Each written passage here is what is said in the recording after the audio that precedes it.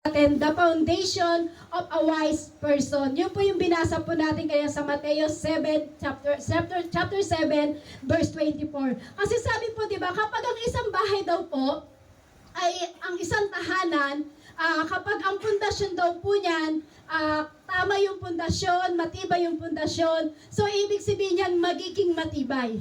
So meron po bang nagtayo ng bahay na ang pundasyon ay yung parang kahoy lamang, stick lamang? Meron po ba nagtayo ng tahanan niya, yung stick lang ng banana Q, yung kanyang ginawang tawag doon? Poste. Meron po bang nagtayo ng gano'n? So, hindi po. Amen? So, kailangan daw po pala, pag tayo po ay nagtatayo ng isang tahanan, syempre makikita nyo maraming bakal, hollow blocks, simento. So, nagiging matibay. I-imagine nyo po, yung stick na itinayo mo para itayo ng isang bahay at isang poste na puno ng bakal, puno ng simento, puno ng hollow block. So, di ba, nagiging matibay. So, parang ganito po yan, katulad ng picture po niyan. Kung nakikita niyo po yung picture, di ba, sa kalagitnaan ng bagyo, sa kalagitnaan ng baha, pero nakita niyo po yung bahay na yan, nananatiling nakatayo. Amen? Nananatiling nakatayo kasi kahit anong bayo ng bagyo, kahit anong hampas ng ulan, hampas ng malakas na hangin, nananatiling nakatayo. Alam niyo po ba kung sino po yon? Si Jesus. So kapag si Jesus ang foundation ng buhay mo, kapatid, mananatili kang nakatayo. Amen? Kahit anong hampas ng problema, kahit anong hampas ng kaguluhan sa iyong tahanan, kahit anong dumarating na unos na dumarating sa buhay mo, pero kapag ikaw ay nananatili sa iyo ang pundasyon ng ating Panginoong Hesus sa iyong puso, hindi ka magigiba, hindi ka masisira. Amen? Hindi kahit anong hampas ng malakas na ulan na yan, nananatili ka pa rin nakatayo. Kasi bakit? Si Kristo ang pundasyon ng iyong puso. Si Kristo ang pundasyon ng iyong pananampalataya. Kasi sabi nga po, building are only as strong as the dirt foundation. So ang katatagan po ng isang building ay ito po ay depende po yan. Sa picture po niya, makikita niyo po, di ba, meron po mga simento, may bakal. So, ganun din po ang buhay po natin. Ang buhay po natin, kumbaga, kailangan ang pundasyon ng buhay natin walang iba kundi si Jesus. Amen po? Kaya sabi mo sa katabi mo, dapat ganun ka rin. Si Jesus ang maging pundasyon ng iyong buhay. Dapat ganun ka rin. Si Jesus ang maging pundasyon. Kasi bakit po? Kasi nakadepende ang pundasyon natin pagdating kay Jesus. Amen. Yung buhay mo, kapatid, nakadepende yan sa pundasyon ng iyong pananampalataya. Kasi kapag mahina ang ating pananampalataya, nawawala yung pundasyon na salita ng ating Panginoong Hesus. So kailangan, ang kailangan daw po ang ating paglilingkod, ang ating buhay, ay katulad daw po ng isang ganyan na nananatiling nakatayo. Kumbaga, kahit anong dumating sa buhay na yan, kahit anong dumating na problema sa buhay natin, nananatiling nakatayo yan. Kasi bakit po? Sabi dyan, a foundation is something that is put in place first before the building is built. Bago po ba tayo magtayo ng isang building, ano po ba yung ginagawa nating pundasyon? Di ba yan po, pinapakita na po, di ba? Wala naman po kasing nagtayo ng building na hindi naman sisimentuhan, hindi babakalan. Siguro sabi ni ba mga kasama namin hanggang sa preaching mo, sister, semento pa rin tsaka hollow blocks. Kasi meron po kami pinapagawa po doon sa mga tarim. So, praise God, glory to God, dahil sinasamahan po tayo ng ating Panginoon. Minsan po, makasama po namin kayo doon po sa lugar ng mga tarim. Pag naitayo na po yung templo na pinapagawa po ng Diyos. Yan, praise God, hallelujah. Yan. So, syempre po, kailangan po sa isang building, pag ikaw nagtayo na isang building, dapat yan may bubong. Amen? May bubong po. Kasi kapag walang bubong, walang tibay. Dumating ang ulan, mababasa ka. So ano po ibig ko sabihin? Kapag wala ang umbrella ng Diyos, kapag wala ang umbrella ng Diyos sa atin, dumating ang pagsubok, sapu-sapu mo ka agad yan. Ano po ibig ko sabihin? Kapag ang puso mo ay punong-puno ng salita ng Diyos, may pundasyon ka. So ano man dumating na problema sa iyo, dahil naka-umbrella, nakapayong sa iyo ang presensya ng ating Panginoong Hesus, ano mang unos na dumating sa iyo, tatalbog lang yan at lalaglag yan. Diba kumbaga sa ulan, wag naman po umulan. So, diba sa ulan po, tayo po pag umuulan, tayo nagpapayong. Tayo po ba ay nababasa? Hindi Hindi po, di ba? Siyempre po, di ba, ang nangyayari pag tayo nagpapayong, pag umuulan, pumapatak lang sa atin yan sa payong, pero hindi tayo nababasa at patuloy po. Ganon din po sa paglilingkod natin. Kapag tayo po ay naka-umbrella sa salita ng ating Panginoong Hesus, ay may pundasyon ka ng salita ng Diyos sa puso mo, anumang ulan na problema, anumang ulan na karamdaman, anumang ulan na dumating na kaguluhan sa buhay mo, dahil naka-umbrella sa iyo ang salita ng Diyos, dahil nakapundasyon ang salita ng Diyos sa puso mo, hindi ka magagapi ng mga problema ito. Amen? Parang ganun din po yan. Kapag nagtayo ka ng isang tahanan, nagiging matibay. Parang si Kristo po yung tinatawag na siya po yung rock of salvation. Si Kristo ang bato ng kublihan po natin. So alam niyo po, kailangan natin para tayo magkaroon ng pundasyon, kailangan natin magbasa ng salita ng Diyos. Kailangan po natin mag-pray. Sino po dito yung nagpipray na Lord sa ating Panginoong Hesus? Yan. So lahat po tayo, amen? Kasi alam niyo po, pag tayo po nagpipray, ibig sabihin yan, naglalagay ka ng pundasyon sa puso mo. Amen. Kapag ikaw ay nagbabasa ng salita ng Diyos, ito pong Biblia, nilalagay mo ang pundasyon ng salita ng Diyos sa puso mo.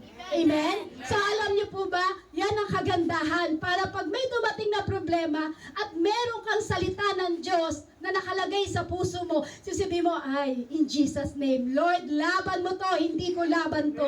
Lord, ang kapangyarihan mo ang kikilos, hindi ako. So kapag ikaw ay meron tanim na salita ng Diyos sa puso mo, yun ang napakaganda, yun ang matibay na pundasyon na ibinibigay sa atin ng ating Panginoong Hesus. Sabi nga po, a foundation is actively placed but hidden from public view. So ang pundasyon daw po pala dapat, ito po ay nilalatag, nakikita po natin. Di ba po? Ay nakikita niyo po yung picture, di ba? Yan po, kung titignan niyo po yan, akala niyo ay sa ibabaw lang yung bakal. Pero pagdating sa ilalim niyan, ay napakalalim. Dahil ko pa po yung construction, no? Parang ako po yung So, ibig sabihin po niyan, ang pundasyon po, nilalatag po yan. Nakikita po yan. So, kaya po minsan, sa itsura lang, makikita natin na akala mo napakababaw. Pero kung makikita mo, sobrang lalim pala yan, hinukay, binaon yung bakal, kumbaga, nandun yung lalim, nandun yung tibay. So, ganun din po tayo. Para ikaw ay mag-ugat, para ikaw ay yung pananampalataya mo sa Panginoon, para maging matibay ang pundasyon natin sa Panginoon, dapat hinuhukay mo ang salita ng ating Panginoong Hesus. Para yung pundasyon na yon ay magiging matibay. Amen? Kaya kagandahan po sa atin bilang Kristiyano, napakasarap na magbasa ng salita ng Diyos. May mga Bible na po ba tayo? Yan, alam niyo po, ito po yung pinaka-weapon natin sa gawa ng kaaway. Para kung meron mang ibigay ibato sa atin ng kaaway, meron kang salita ng Diyos na nabasa mo sa Biblia na mababangga mo sa gawa ng kaaway. So alam niyo po, kailangan po ang ating pundasyon ay kailangan ay malalim. Meron po siguro na nagsasabi sa atin, matibay ako. Minsan magsasabi sa atin, hallelujah, praise the Lord. So alam niyo po minsan, magaling tayo sa pagsasalita ng gano'n, pero alam niyo po, kailangan hukayin pa natin. Amen. Kasi akala natin, ako nga po minsan, akala ko, na nag-share po kami ng words of God, akala ko matibay na ako. Akala ko malalim na, akala ko nag-ugat na. Sa akala ko nag-ugat na yung aking faith. So dumating yung time na parang may dumating na problema, binagyo po kami ng problema, dumating yung problema, dumating yung pagsubok. Akala ko yung tibay, nandun na. So dumating yung time na minsan po pala nabubunot yung ating faith. So kailangan po pala maging pundasyon ng ating pananampalataya kundi ang salita ng ating Panginoon. Kailangan maging matibay tayo. So kailangan uhukhayin mo yan, pag-uugatin mo yan para kapag dumating ang pagsubok, hindi ka mabubunot, hindi ka magagapi, hindi ka magigiba. Bakit? Kasi ang pundasyon natin ay magiging matibay kundi si Kristo. Dapat si Kristo ang maging pundasyon natin. Sabi nga po, in the Bible we are described as God building. Ayon po sa Biblia, tayo po ay tinawag na gusali ng Diyos. Ano po yung gusali? Ano po ba tayo po ay tinawag ng Diyos bilang templo niya? Amen? Amen? Kaya mahalaga po talaga na magkaroon tayo ng pundasyon kasi tayo mismo ang templo ng Diyos. Kasi po sa Biblia tayo po ay tinawag na gusali o templo ng Diyos kasi tayo po ay tinawag ng Diyos bilang templo niya. So sino po naniniwala na templo ka ng Diyos? Amen.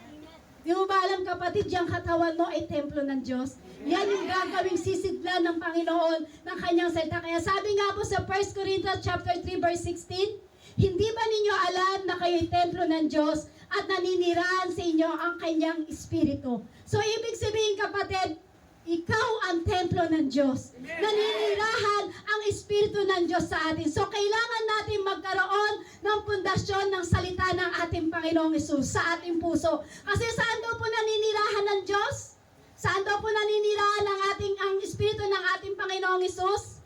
Sa ating puso. Kaya tayo po ang templo ng ating Panginoong Hesus. Sino po dito ulit naniniwala na siya'y templo ng Diyos?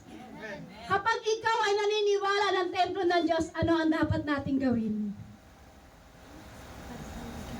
Ano ba yung dapat nating gawin? Naniniwala ka na ikaw yung templo ng Diyos. So, ibig sabihin, kapag ikaw ang templo ng Diyos, dapat nag-iimbak ka ng salita ng Diyos kasi yun ang magiging matibay na pundasyon natin pagdating sa ating Panginoong Jesucristo.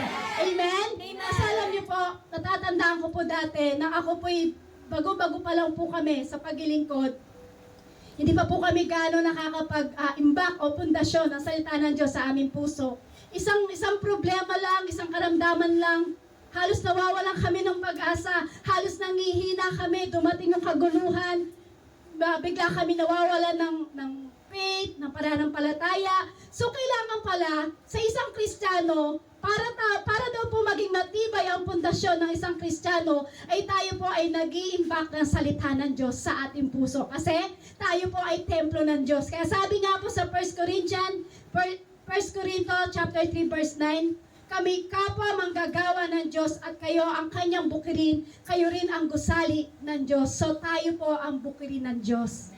Sino po dito may mga bukid? Ay wala po tayong mga bukid. Yan. Sino po dito yung sa Bakura maraming halamanan? Wala din po. Meron din po pala. So tayo daw po, sabi diyan, kami kapwa manggagawa ng Diyos at kayo ay kanyang bukirin. So kapag tayo ang bukirin ng ating Panginoong, siyempre tinataniman tayo ng Diyos sa kanyang salita. Amen? Diba po sa isang bukid po, diba, pagka tawag po doon, yung bago taniman ng palay, yung binubungkal po nila yung lupa.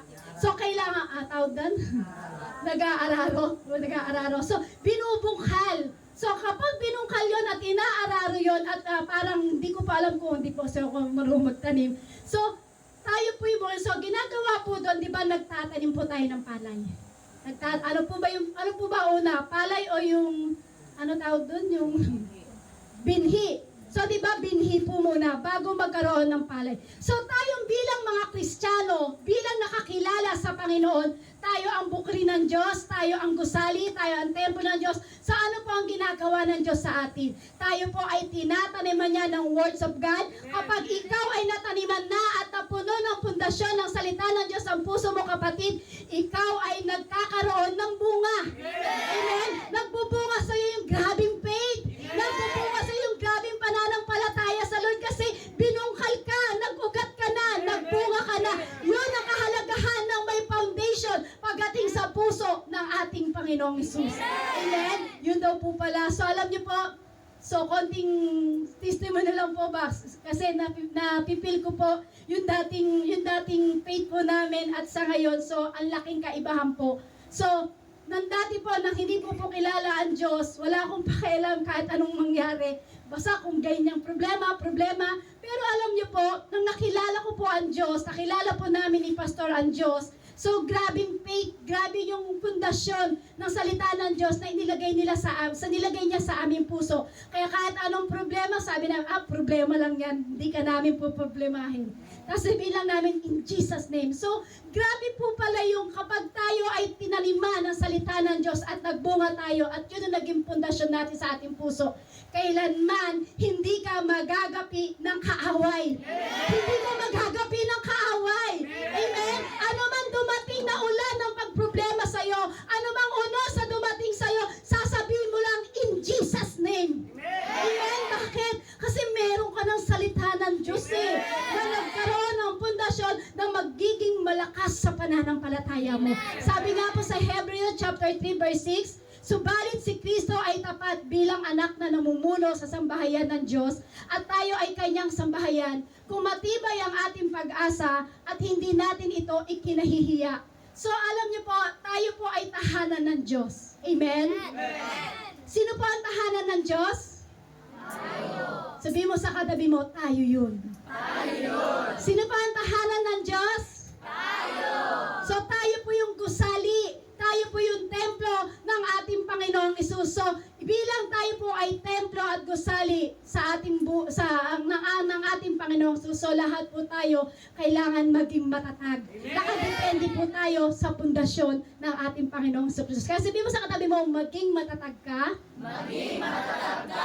Kay Heso Kristo. Ulitin mo, maging matatag ka. Maging matatag ka. Kay Heso Kristo. Kasi sabi po dito, a solid foundation can be very costly to build properly. Ang pundasyon daw po ay para maging matatag, kailangan ito ng maraming sakripisyo.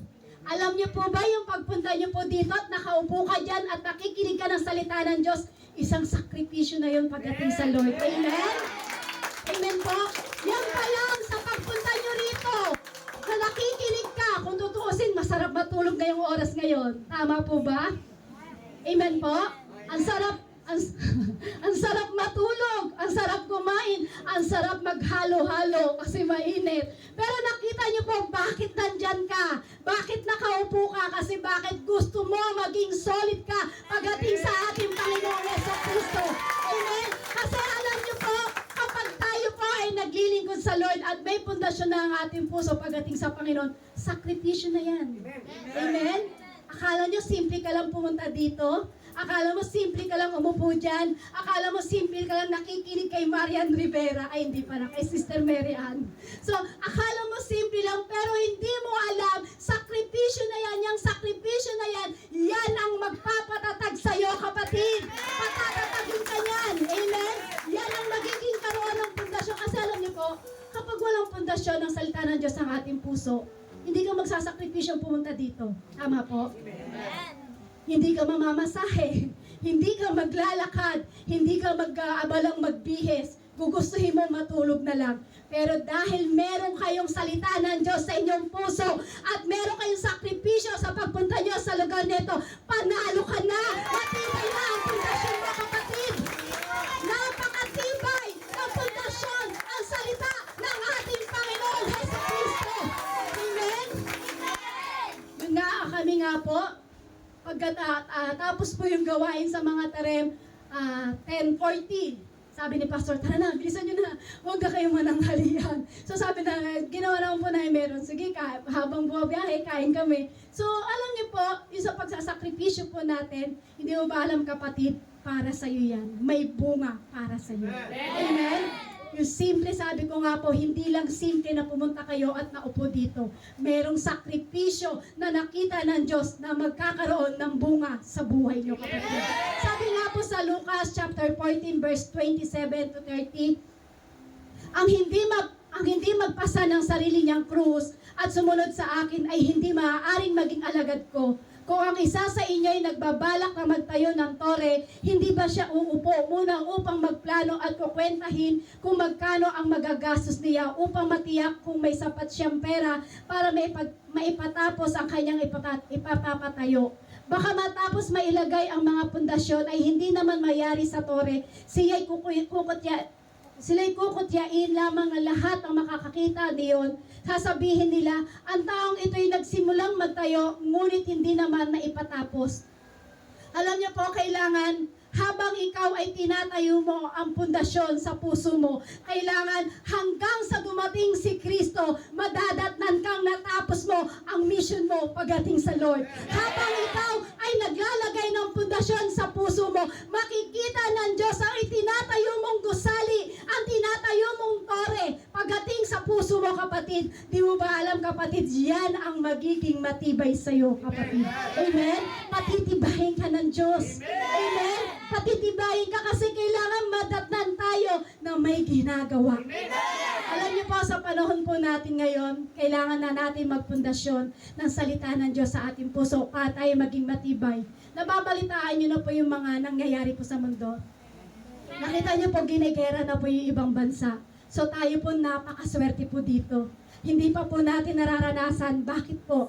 Kasi binibigyan tayo ng chance na Panginoon na makapagpundasyon ng kanyang salita at makapanumbalik sa Panginoon at tayo makalapit sa Kanya para kapag dumating yung nararanasan na ibang bansa dito po sa ating lugar. So alam niyo po, yun yung magiging pundasyon natin ang salita ng Diyos. Sasabihin mo, Lord, sasamahan mo kami, Lord. Maranasan man namin dito yan sa lugar namin, Lord. Hindi mo kami pababayaan sapagkat kailanman di mo kami iniwan. Di pinabayaan.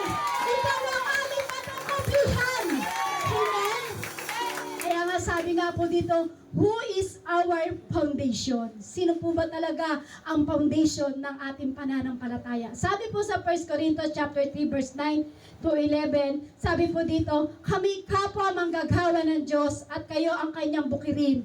Kayo rin ang gusali ng Diyos. Ayon sa kagandahang loob ng Diyos sa akin, inilagay ko ang pundasyon tulad ng isang mahusay na tagapagtayo. Iba naman ang nagpapatuloy sa pagpapatayo ng gusali. Ngunit dapat maging maingat ang bawat nagtatayo sapagkat wala nang ibang pundasyon na maaaring ilagay maliban sa nilagay na walang iba kundi si Heso Kristo.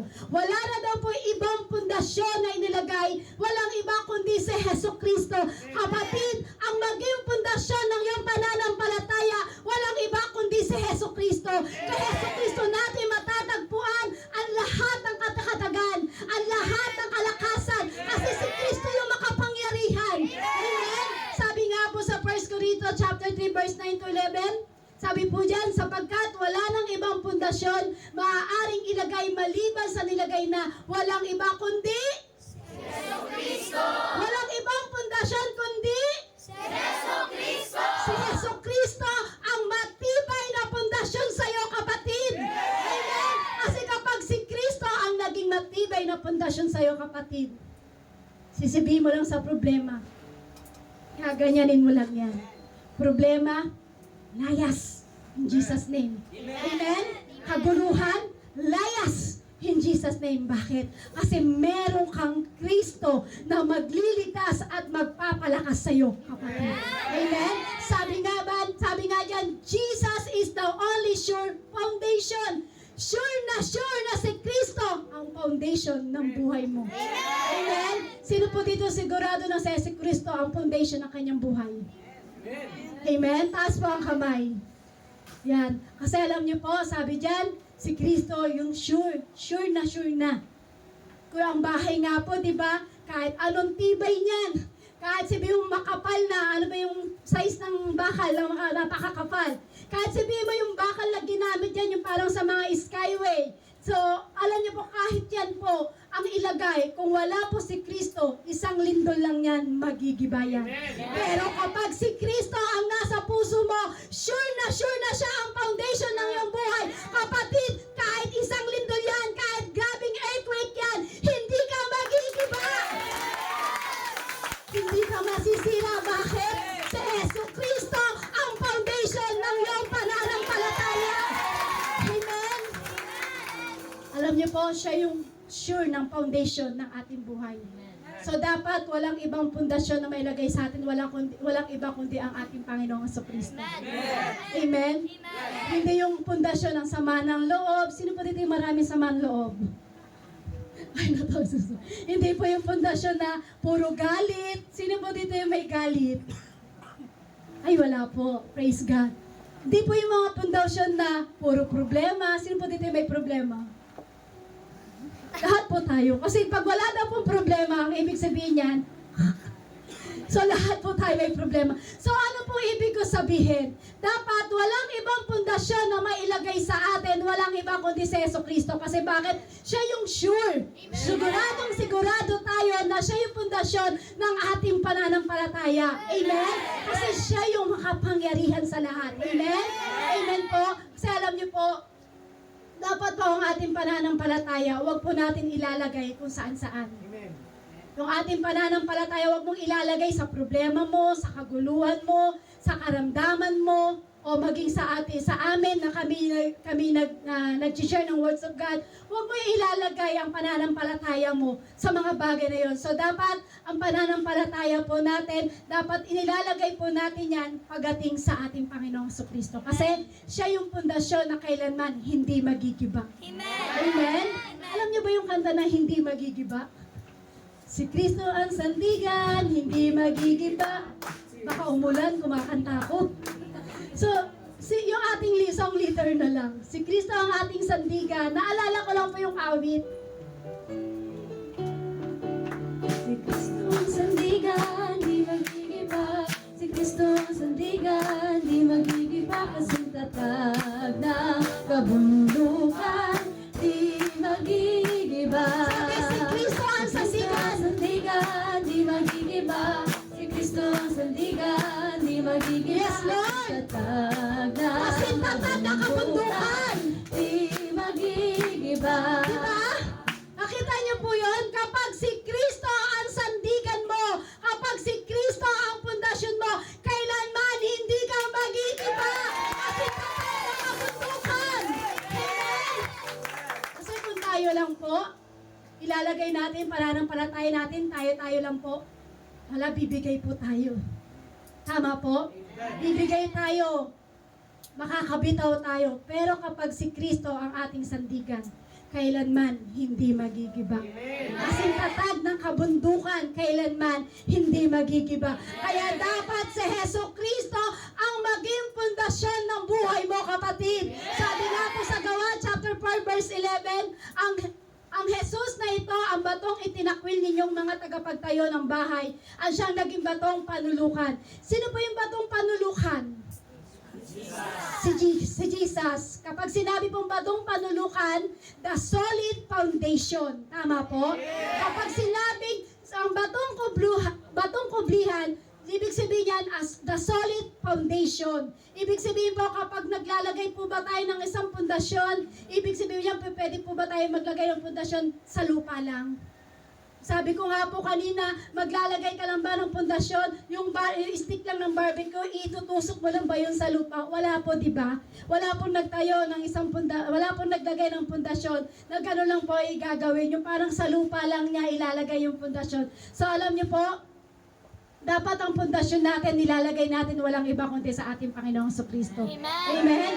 Dapat po, kumbaga, yung pundasyon na ilalagay natin, tumama sa tamang kalalagyan ng pundasyon natin. Dapat sa solid yung bato. Kasi pwede mo ba maglagay ka ng bakal pero itutusok mo lang sa lupang malambot? So kailangan tama yung ipaglalagyan natin ng pundasyon natin. Walang iba kundi sa solid na bato. Walang iba kundi si Heso Kristo. Sabi nga, Jesus the rock of salvation. Siya yung bato ng kublihan. Siya yung dapat na ating magiging pundasyon ng ating buhay. So dapat solid yung pundasyon natin. Sabi mo sa iyong katabi, solid dapat ang pundasyon natin. Solid dapat ang pundasyon natin. Walang iba kundi si Heso Kristo. Walang iba kundi si Yeso Kristo. Saan daw po natin dapat ilagak yung ating tamang pundasyon? Sa ating Panginoong Heso Kristo. Amen? So, ibig sabihin, kapag tayo po ay nagkakamali na maglagay ng isang pundasyon na hindi kay Kristo, magigiba tayo. Amen? Pero kapag si Kristo ang naging pundasyon ng ating buhay, anumang dapa mo, anumang pagkakamali mo, anumang bagay na pagkakadapa mo sobra-sobra, pero si Kristo ang foundation ng iyong pananampalataya, anumang pagkakadapa mo, kapatid, muli kang ibabangon ng ating Panginoong Jesucristo. Bakit? Siya yung tamang pundasyon ng ating buhay. Amen? Siya yung tamang pundasyon. Bakit? Sumasamba ka sa Lord eh. Amen? Alam niyo po ba yung pag-awit natin dito, yung pagtalon-talon natin, yung pagsigaw mo ng hallelujah, pagtaas mo ng yung kamay, kahit sabihin mo pawisan yung kilikili mo. So alam niyo kapatid, pundasyon yan. Amen? Tama yan na pundasyon pagdating sa Lord. Tama po? Yung pag-awit, pupunta ka lang dito para umawit, hindi mo ba alam kapatid? Isang pundasyon niya na nilalagay mo sa puso mo at kay Heso Kristo mo, ibinibigay ang pag-awit mo sa Kanya. Amen? Alam niyo po ba yung awit pa lang, pag tayo po'y umaawit, Hindi niyo po ba alam, anumang meron sa ating katawan, anumang meron sa ating pamilyang kaguluhan, anumang meron sa ating tahanan, dahil nagtaas ka ng kamay, dahil si Kristo ang pundasyon ng iyong buhay, hindi mo ba alam, kapatid, natatanggal lahat yan. Amen? Yung sinabi nga lang na tayo'y tumalon, napapaindak, kapag tumatalon ka, hindi mo ba alam, lahat nalalaglag, lahat ng problema. Bakit? Kasi si Kristo yung pundasyon ng iyong buhay eh. Si Kristo ang pananampalatayaan mo sa iyong buhay. Amen? Kaya alam niyo po, totoo lang po, ang paglilingkod sa Lord ay napakasarap. Hindi lang po tayo parang nagtitrip lang. Iba po kasi sabi nga, punta lang tayo dun. At tatandaan ko po, yan, kami po, si Sister Tagapaho po kayo nakausap ko, sa Taga-Caloocan po siya. Taga-Caloocan din po kasi ako, so nag-usap lang po kami. So iisa lang po yung pinupuntahan namin po doon. So totoo po yun, alam niyo po ako nang wala pa akong pundasyon ng salita ng Diyos, pinupuntahan ko lang po doon sa lugar ng Paho, ganitong gawain. Susunduin po kami, dancing pa lang po ako niyan. Kaya lang po ako sumama niyan kasi dahil laging may pasopas. Gusto ko may merienda. Kasi pagkatapos ng dancing namin, lahat po kami nandun sa kusina, alam niyo po ba kumakain kami ng sopas. So para pag nagtawag po ulit ang aming pastor, at siya po nagpinasayaw kami, busog kami. Sumasama po. Pero mali po pala. Kasi yung pundasyon ng sopas sa puso ko, wala po. Lumamig na. Pero kapag si Kristo ang pundasyon ng buhay mo, kapatid, ipinunta mo rito dahil sa Yesu Kristo, magiging matibay ka. Si Kristo ang pundasyon ng ating buhay. Dapat tayo maniwala sa Kanya. Sino po naniniwala kay Yesu Kristo? At sino po dito nagsasabi isang relihiyon lang po ito? Wala po, di ba? Hindi po tayo relihiyon, kundi matibay na relasyon pagdating sa ating Panginoon. Yun ang pinakamahalaga sa ating buhay. Bakit? Kasi alam niyo po, ang relihiyon, hindi tayo maliligtas. Pero yung matinding relasyon sa Lord, matinding relasyon kay Yesu Kristo, kayang-kaya kang iligtas yan, kapatid. Sabi nga yan, in order to have a solid foundation, Jesus Christ must be at the center of our lives. Outside of my life, part of my life, center of my life. Kailangan maging center ng buhay mo si Hesus Kristo. Amen? Amen po. So alam niyo po, ganun din po sa mag-asawa. Sa mag-asawa po, di ba, sila po ay pinagkaisa. Yeah, amen? Siguro iba, mga dalaga pa iba dito. Kami po yung yan. Sa mag-asawa po, di ba, sila'y pinagkaisa, sila'y kinasal. Sino lang kinasal, sila pa yung nag-isa. Pinag-isa po. So, kailangan, sa mag-asawa, kailangan maging center of life nila, si Jesus. Amen? Kasi alam niyo po, may narinig po ako na gantong sinabi, sabi daw po kasi, kapag ang isang mag-asawa ay kinasal na po, ibig sabihin niyan, iisa na. Ibig sabihin niyan, pinag-isa sila ni Yesu Kristo. Tama po? So, ibig sabihin, kapag sila ay pinag-isa na ni Kristo, iisa na lang sila. So, ibig sabihin, kapag iisa na lang sila, sino ang kapartner nila? Si Jesus. Bakit po? Kasi di ba po, nang ikaw ay nananampalataya sa Lord, si Jesus yung partner mo. Yan yung naging magandang pundasyon. So tapos nang ikaw nag-asawa at kinasal ka, sabi po doon, nakalimutan ko na yata. Sabi di ba, sino man pinagkaisa ng Diyos, ay kailanman hindi pwedeng paghiwalayin. So ibig sabihin, nagkaisa na sila. So isa na lang sila. Bilang ikaw na pinag-isa ikaw babae at lalaki na pinag-isa ng Diyos, ibig sabihin, iisa ka. So ngayon ang kapartner mo walang iba kundi si Jesus. Amen? Amen? Yung mag-asawa na pinag-isa ng Lord, si Jesus na ang kapartner. So kapag si Jesus na ang kapartner, kailanman hindi magigiba ang pinag-isa ng Diyos. Yan ang matibay na sandigan. Kaya kapag may dumating na problema sa mag-asawa, may kaguluhan na dumating na problema sa mag-asawa, si Jesus yung kapartner eh. Pag si Jesus ang kapartner, kailanman hindi ito magigiba. Amen? Si Jesus ang ating kasama. Siya ang maging sentro ng ating buhay. Sabihin mo sa iyong katabi, si Jesus ang maging sentro ng buhay mo. Sabihin mo rin sa kanya, si Jesus ang dahilan kung bakit ka pumupunta dito. Si Jesus po ba ang dahilan kung bakit kayo pumupunta dito? Amen? Amen? Ulitin ko po, kay Jesus po ba kayo? Amen! Hindi pa ako tapos eh. Si Jesus po ba ang dahilan ng pagpunta nyo rito? Amen! Amen! Dapat si Jesus ang dahilan kung bakit ka pumupunta sa lugar ito. Si Jesus ang dahilan kung bakit ka nag-umaawit sa Lord na ito. Bakit? Si Jesus ang pundasyon ng buhay mo. Hindi ka pupunta dito para kay Dingdong Dantes. Hindi ka pupunta dito para kay Pastor Jerry, kay Sister Merly. Hindi ka pupunta para kay Marian Rivera o hindi ka pupunta para sa ating mga kapatiran. Pumunta ka rito kasi ang dahilan mo si Yesu Cristo, ang pundasyon ng iyong buhay. Amen? Pero syempre, kailangan natin ang bawat isa. Kailangan natin yung love. Amen? Kaya nga pong ganda nga po ng preaching ni Pastor kanina sa mga tarim. Halos parang dinurog yung puso namin. Talagang grabe yung love. Grabe yung pag-ibig. Hindi ko masabi kasi kanina may ginawa ang Lord sa akin.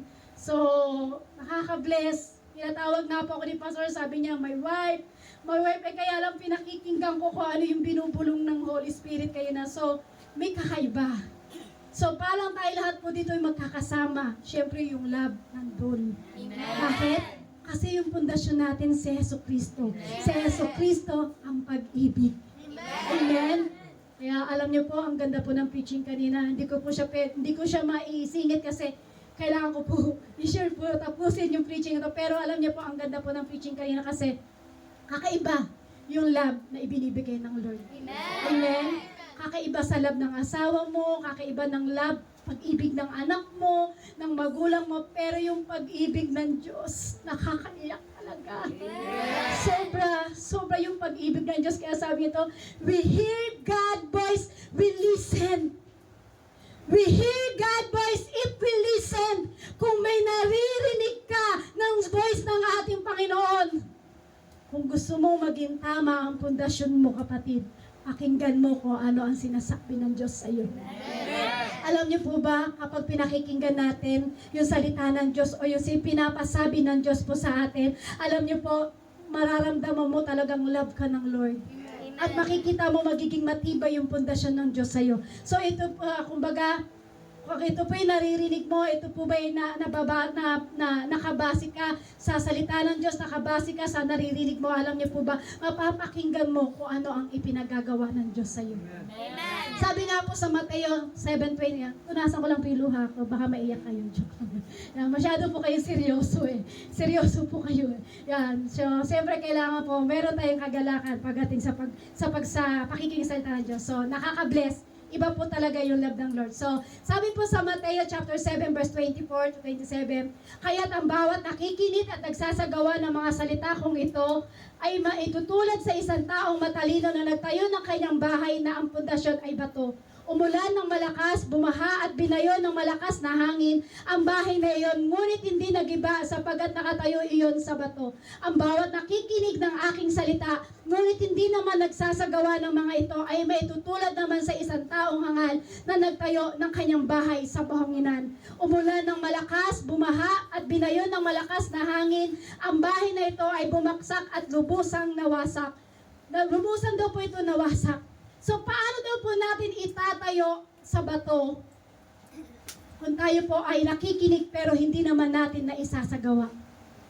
Sa panahon po kasi ngayon, marami na pong marami na pong inuutos ang Lord sa atin. Marami po ipinagagawa po ang Lord sa atin. So, ilan taon na, sino po dito? 2 years, 5 years na nakakakinig ng salita ng Diyos. So, alam niyo po, marami na po tayo napakinggan ng salita ng Diyos. Pero may ipinagagawa Lord sa atin, pero minsan hindi natin nasusunod kasi bakit po? Hindi nga po nagiging matibay ang sandigan po natin. Hindi nagiging matibay ang pundasyon natin. Dapat si Kristo ang maging pundasyon ng ating buhay. Para kung ano may marinig mo na ipinagagawa ng Diyos sa iyo, magagawa mo yung kapatid. Bakit? Kasi meron kang pundasyon ng salita ng ating Panginoon. Sasabi nga dito, do all Christians have this foundation in their lives? May tanong po ako. Lahat po ba ng Kristiyano sa atin o tayo po ba lahat? Tama po ba ang pundasyon? Tanungin ko po, lahat po ba tayo bilang Kristiyano? Tama po ba ang pundasyon? na nailagay sa atin. So alam niyo po minsan, sabi ko nga po, kapag puro galit ang ating puso, puro sama ng loob, mali yung pundasyon na nailagay sa atin.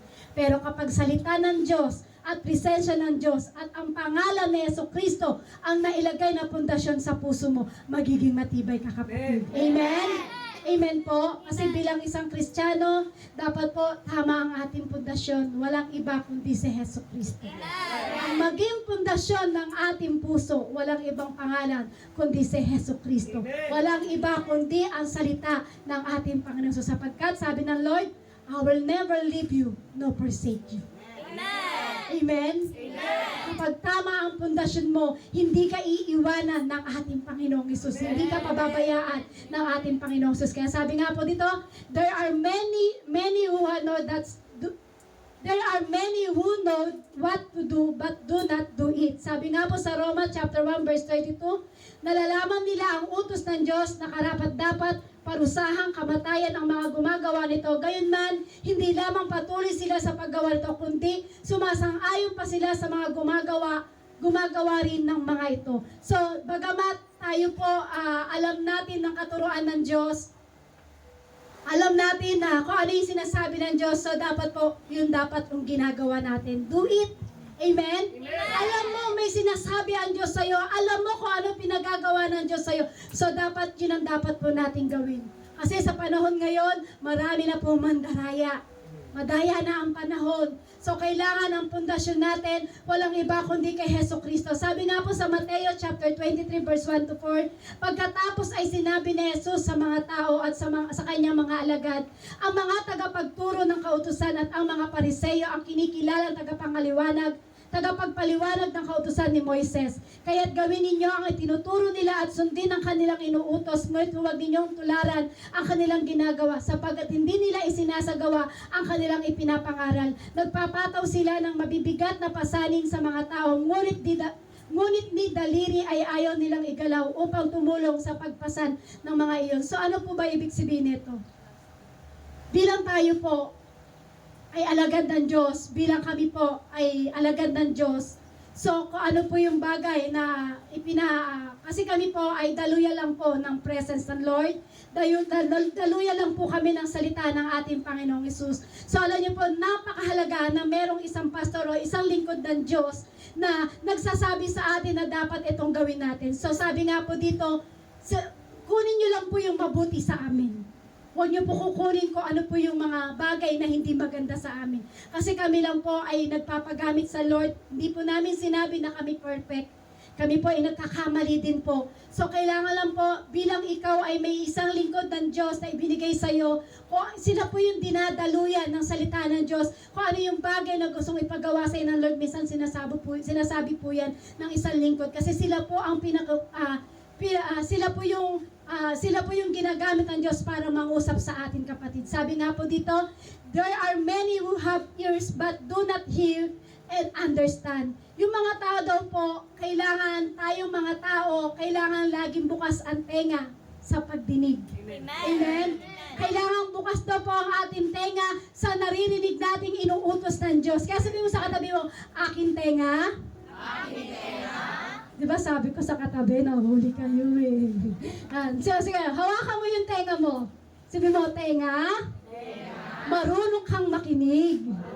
Ulitin mo, tenga. Dapat. Matuto kang makinig. Kaya sabi po sa Matthew chapter 13 verse 10 to 13, lumapit ang mga alagad at tinanong si Jesus, bakit po kayo gumagamit ng talinghaga sa kanila? Sumagot siya, ipinagkaloob sa inyo ang karapatang maunawaan ang hiwaga tungkol sa kaharian ng langit, ngunit hindi ito ipinagkaloob sa kanila. Sapagkat ang mayroon ay bibigyan pa at lalo magkakaroon, ngunit ang wala, kahit ang kaunting nasa sa kanya ay kukunin pa. Nagsalita ako sa kanila sa pamamagitan ng talinghaga, sapagkat tumitingin sila, ngunit hindi nakakakita at nakikinig, ngunit hindi naman nakakarinig ni nakakaunawa man. So, kailangan po sa atin, bilang tayo po ay nangungusap ang Lord sa atin, mahilig ang Diyos na gumamit ng talinghaga. Dahil siyempre hindi po natin maunawaan kung ano yung talinghaga na ibinibigay sa atin, Lord. Meron po siyang lingkod ng Diyos na laging ginagamit para ibigay o para ipangusap sa atin kung ano yung gusto igawin sa atin ng ating Panginoon Jesus. Sabi nga po dito, there are those who are deceived themselves by believing that receiving the word is the same to living the word. Sabi nga po Santiago chapter 1 verse 22 to 25, mamuhay kayo ayon sa salita ng Diyos kung ito'y pinakikinggan lamang ninyo, ngunit hindi isinasagawa, dinadaya ninyo ang inyong sarili, sapagkat nakikinig ng salita, ngunit hindi sumusunod dito, ay katulad ng isang taong tumingin sa salamin,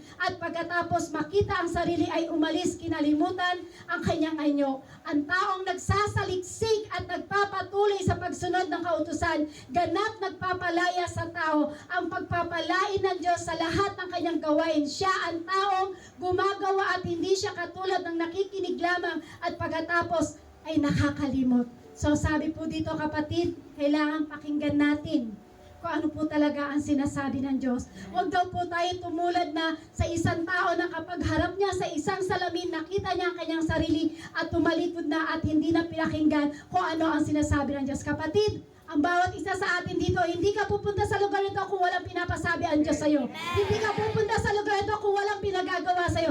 So alam niyo kapatid, malaman mo kung ano ang pinaggagawa ng Diyos sa'yo. Sabi nga po, huwag tayong tumulad sa isang tao na pagharap niya sa salamin, nakalimutan ang kanyang sarili at tumalikod na. Huwag po tayong ganon. Ibig kong sabihin, kapag nakapakinig ka ng salita ng Diyos, huwag na huwag mong tatalikuran ang salita ng Diyos kasi bakit? Yan ang pundasyon ng iyong buhay. Amen? So sabi nga po, those who have ear are instructed to hear. Sabi nga po sa Matthew chapter 13 verse 9, makinig ang may pandinig. Makinig ang may pandinig. Sinabi pa po yan sa Pahayag chapter 2 verse 2 to 11, sa Pahayag chapter 17 to 29, sa Pahayag chapter 3 verse 3, verse 6, Pahayag chapter 13 to 22. So ibig sabihin maraming verse sa Bible na inuulit, makinig ang may pandinig. Pakisabi nga po natin ng malakas, makinig ang may pandinig. Makinig ang may pandinig. Hawakan mo ulit yung tenga. Yan, sabihin mo, tenga, matutong makinig. Matutong makinig. Kasi bakit? Di ba ang isang nanay, kapag ang anak, di ba, pag hindi makulit, ay pagka, di ba, makulit yung kanyang anak, di ba, inahawakan niya, ikaw yan talaga, hindi ka marunong makinig. Sino po dito napingot ng nanay? Lahat po tayo, di ba, napingot ng nanay? Ikaw talaga, di ba? Pero alam niyo po, pagdating salita ng Diyos, kailangan ng tenga natin na tututong makinig pagdating sa salita ng Diyos. Kaya sabi mo ulit, tenga, matuto kang makinig. Tenga, matuto kang makinig. Eh, sabi diyan, what serve as a basis for our foundation being laid? Ano po ba yung pundasyon na nilatag sa atin? Ano po ba yung pundasyon ni Jesucristo? Sabi diyan, how we respond to the command of Christ indicates our relation to Him. Sabi po diyan sa John chapter 14 verse 15, kung iniibig ninyo ako, tutuparin ninyo ang aking mga utos. Pakibasa po ng malakas. Kung iniibig ninyo ako, tutuparin ninyo ang aking mga utos. Sino po dito yung umiibig kay Jesucristo? Lahat po tayo, amen? So, ibig sabihin, sa paghawak mo pa lang ng tenga kanina, meron nang binubulong ang Lord sa'yo at meron pinagagawa ang Diyos sa'yo. Kaya sabi, kung ikaw ay umiibig kay Jesucristo, tutuparin mo anumang binulong ng Diyos sa'yo, kapatid. Amen? Gagawin mo kung ano pinagagawa ng Diyos sa'yo. Sabi nga po, kung iniibig ninyo ako, si Jesucristo, kung iniibig po natin, tutuparin nyo ang kanyang mga utos. Amen? Amen? Nang hinawakan nyo ba yung tenga nyo kanina at sinabi nyo matutong makinig, may narinig po ba kayong bulong? Meron po ba kayong narinig na bulong na ipinagagawa ng Diyos? Kung meron man kapatid na pinangungusapan ng Diyos sa lugar na ito, gawin mo yan sapagat yan ang magiging matibay na pundasyon ng iyong paglilingkod. Inuulit ko po, hindi ka pupunta sa lugar na ito. Hindi ka mag-aaksaya ng oras. Hindi ka parang uupo lang dyan. kung walang matibay na pundasyon sa buhay mo. Alam niyo po, yung pag-upo niyo dyan sa pakikinig ng salita ng Diyos, andyan si Yesu Cristo katabi mo. Katabi mo si Yesu Cristo at yakap-yakap ka ng Lord. Sinasabi niya, anak, ako ang iyong maging pundasyon. Anak, ikaw ang anak, ikaw ang aking minamahal. Ako ang maging patungkublihan mo. Ako ang maging pundasyon mo.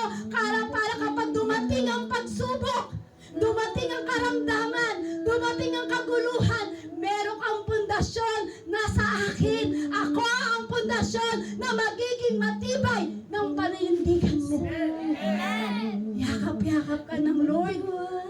Akala nyo, simple lang yung sinabing paghawak ng tenga at sinabi nating matutong makinig. Alam niyo po ba, ang Lord ang humahawak ng tenga mo at binubulong ng Lord sa'yo na meron akong gustong ipagawa sa iyo.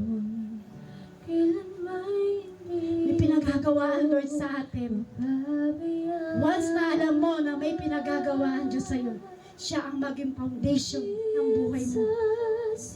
Siya yung foundation, siya yung maging pundasyon ng iyong buhay. Siya yung batong kumblihan, siya yung Diyos na kailanman hindi magigiba. Amen? Kapag sa pananampalataya mo, ang salita ng Diyos ang naging pundasyon. Pagdating sa pananampalataya mo, iniibig mo ang Diyos. Ano mang ibinulong ng Diyos sa iyo sa umagang ito, ano mang binulong ng Diyos sa iyo sa oras na ito, maniwala ka, may bunga na gagawin ng Diyos sa iyo. Meron gagawin ng Diyos sa buhay mo. Karamdaman mo yan, tatanggalin ng Lord yan. Kapag sa Yesu Cristo ang pundasyon ng buhay mo, lahat ng kaguluhan naaalis yan sa buhay mo. Lahat ng karamdaman, tatanggalin ng Diyos yan. Bakit? Siya ang pundasyon ng iyong pananampalataya. Ulitin ko po, nang hindi pa po namin kilala ang Diyos, ang bilis namin bumagsak. Nang wala kaming pundasyon ng salita ng Diyos sa aming puso, simpleng sakit, simpleng karamdaman, simpleng pagsubok, bumabagsak kami. Pero dahil si Kristo ang naging pundasyon ng aming buhay, sa aming paglilingkod, nakinig kami sa sinasabi ng Diyos at merong salita na nakatanim sa aming puso, salita ng ating Panginoong Hesus. Alam niyo po ba, karamdaman, hindi namin pinapansin yan. Kaguluhan, sinasabi namin, bahala ang Diyos sa iyo. Sakit at karamdaman, Lord, ikaw ang magpapagaling sa amin sapagkat ikaw ang pundasyon ng aming buhay. Kaya kapatid, ini-encourage ko po kayo. Hindi po kami nagbibiro. Kapag ang salita ng Diyos ang naging pundasyon ng iyong puso, anumang kaguluhan, anumang karamdaman, anumang kapighatian na nararanasan mo sa buhay, magiging matibay ka, hindi ka magigiba, hindi ka babaksak sapagkat si Yesu Cristo ang iyong kalakasan. Kung iniibig mo ang Diyos, minamahal mo ang Diyos, maaaring po inanyayahan ko po kayong tumayo at sabihin mo, Lord, mahal kita. Ikaw ang maging matibay na sandigan ng aking paglilingkod. Awitan kita sa lungkot at sa saya, pupurihin kita. Ikaw, O Diyos, ang matibay na sandigan sa lahat. Si Yesu Cristo ang maging tibay ng ating sandigan. Si Yesu Cristo ang maging pundasyon ng iyong paglilingkod. Ang langit at lupa, mananatili ang iyong mga salita. Salamat sa iyo, Panginoong Hesus. Ikaw, O Ikaw ang aming Diyos, lakas. ang matibay na Ikaw ang matibay na sandigan sa sandigan ng aming pagpupuri sa iyo, Panginoon. Salamat sa iyo, Panginoong Yesu Cristo. sa gitna ng bagyo. Yes, Lord. Awitan Sa gitna ng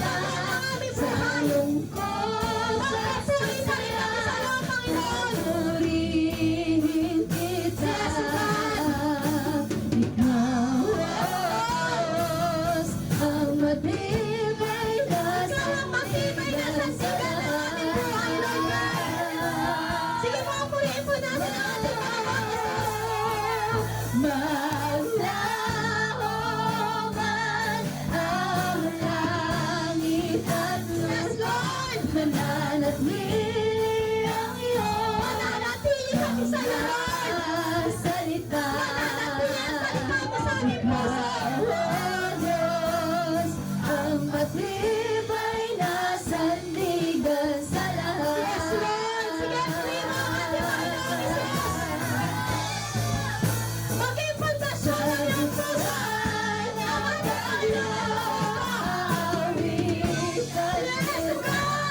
Sa lungkot at sa saya, marinig ka.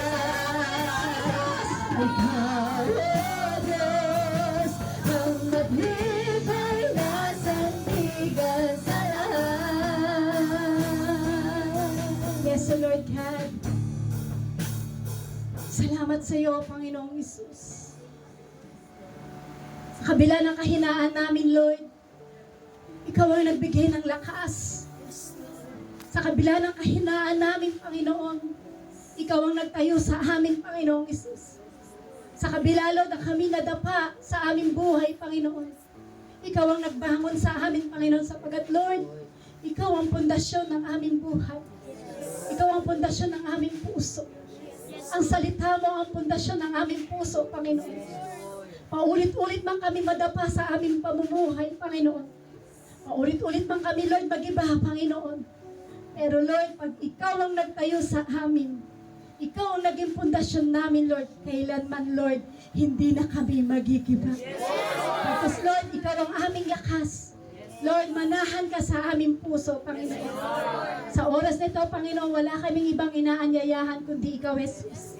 Manatili ka sa aming buhay, Lord. Manatili ka sa aming puso, Panginoon.